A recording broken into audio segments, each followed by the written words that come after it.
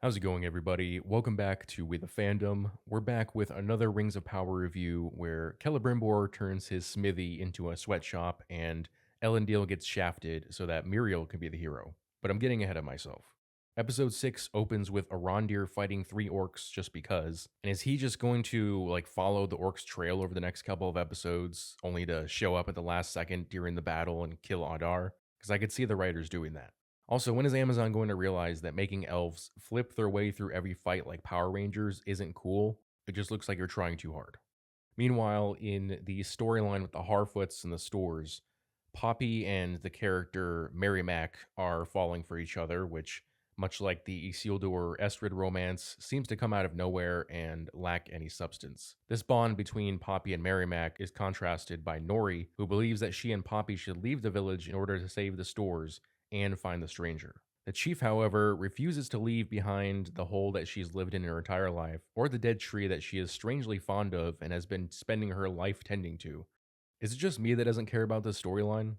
But while Nori wants to leave the village and go save her friend, the stranger is being told the exact opposite. First, he and Tom are meditating, or maybe they were just sitting there, when the stranger gets a vision of Nori in danger, and that's when Tom says that they need to go find his staff. When they get outside, the stranger says, "What if I left to find Nori and then came back?" Tom responds by saying, "If you leave now, your training will be incomplete and you will fall to the dark side." Not really. He says, "Friend or destiny." And something about this reminded me of The Last Jedi, but I can't quite put my finger on it. However, just as Mark Hamill called that character Jake Skywalker, I think that a lot of Tolkien fans will look at this as not really Tom Bombadil. But if you guys can think of a name for him, put it in the comments. So apparently finding the staff is so time sensitive that the stranger can't save his friends, but he can begin a training montage where he has to pick through one of the many pieces of wood until he finds the one that is meant to be his staff. In my last review, I mentioned that the Dwarven storyline is becoming my favorite, and partly that is still the case. However, they did something completely ridiculous that, while it gave me a good laugh, also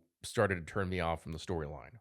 So in Khazad-dûm, Durin the Third is rolling in gold when Anatar shows up, hoping to negotiate for more mithril.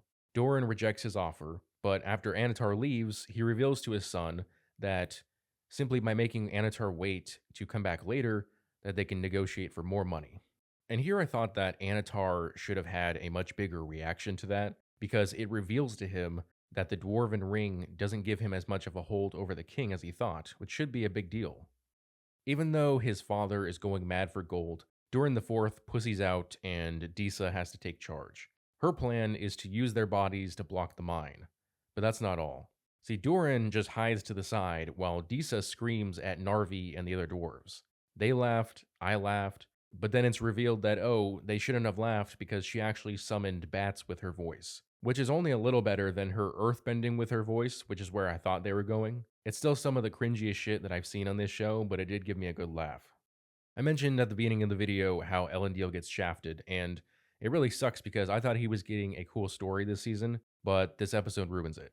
So Elendil, who, remember, believes that his son is lost, he's lost his position as captain, his queen is blind, and he watched his son's friend die in his arms, and now he's on trial for treason. The new king offers Elendil a pardon if only he will accept Pharazôn as the new king. However, Elendil not only denies his claim, but he calls Pharazôn the traitor. So later on, sitting in his cell, awaiting execution, his daughter comes to convince him to bend the knee and to swallow his pride, and he responds with, "If after all this time all you see is pride, then we have nothing more to talk about." But she brought in a backup, and that's when the blind queen walks in. She tells Elendil to bend the knee because Numenor won't survive if a man of faith like himself isn't alive to help guide people. It's also implied that she has feelings for him, giving us another unnecessary romance subplot.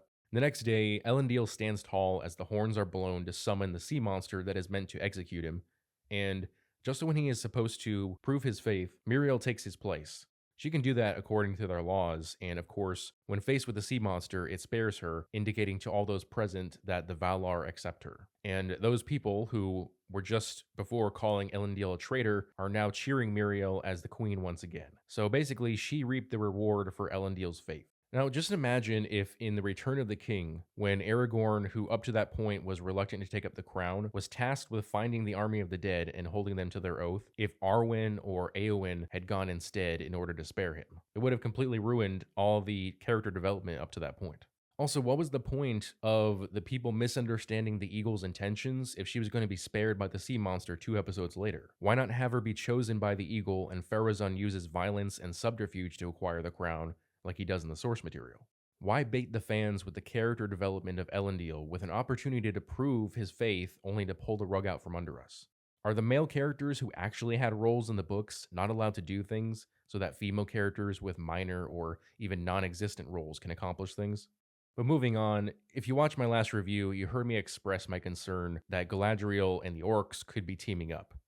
Well, thankfully, that isn't happening. Though Adar does convince Galadriel to join him against Sauron. He makes a compelling argument using both logic and tapping into Galadriel's emotions by tying their similar experiences with Sauron together. Then he whips out the crown of Morgoth and says, I killed Sauron with this, but he came back because you weren't there. And that works on her. Though I do wonder, was Adar able to kill Sauron the first time because there's some magic in the crown, or just because it's really sharp and he stabbed him in the neck? But when Galadriel agrees to help, Adar uncuffs her, they walk outside to strategize, and Galadriel reveals that Elrond should be arriving any day now with an army, and also bringing her ring back with him. Adar responds by saying, Thanks for all the information, idiot. Back in the cage with you. Obviously, those weren't his exact words, but the meaning's the same. And that's when Galadriel is hilariously shocked that Adar tricked her, and she says, Actually, Sauron is the one tricking you, and if you don't let me go, you're playing into his hands. And yes, it's been obvious since episode 1 that Sauron has engineered these events, so the writers spelling it out for us just makes the characters look like dumbasses. Which finally brings us to Sauron and Celebrimbor.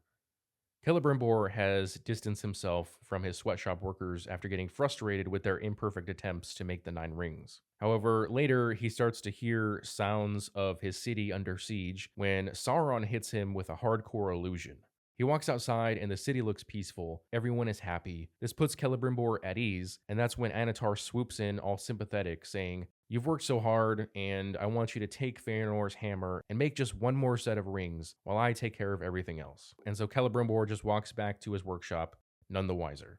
So the stage is set for the last 2 episodes. The siege of Eregion and the fall of Celebrimbor are imminent. But at the end of this episode, I couldn't help but ask the question, if Sauron could use that type of illusion magic the whole time, why did he stand at the city's gate for like 2 days waiting for Celebrimbor to give in? He's Sauron, and he's made it fairly obvious that there's a sense of urgency with making these rings. So why would he waste all that time when he could have just cast an illusion on those elves? Like when he turned himself into Annatar in front of Celebrimbor, why not just start off with that? But then again, why should the writers start being logical now? That's it for this video. Let me know what you guys think in the comment section below. And as always, if you enjoyed this video, I'd appreciate it if you'd hit that like and subscribe button, as well as the notification bell so that you never miss out on a new video. Thanks for watching.